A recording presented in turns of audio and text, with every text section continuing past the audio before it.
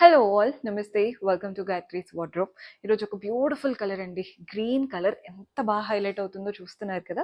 Neck detailing అయితే ఇలా మనకి కాలర్ నెక్ లాగా డిఫరెంట్గా వచ్చేసింది, పైనుంచి కాకుండా ఇక్కడ వచ్చిందనమాట. అండ్ ఇలా మనకి లెఫ్ట్ సైడ్ అంతా కూడా థ్రెడ్ వర్క్, కంప్లీట్గా బర్డ్ ఆ డీటెయిలింగ్ చూడండి ఎంత బాగుందో. మధ్య మధ్యలో లైట్ సీక్వెన్స్ వర్క్ అనమాట, ఎక్కడ ఇరిటేషన్ అయితే లేదు, చాలా సాఫ్ట్ అండ్ కంఫర్టబుల్ ప్యాటర్న్.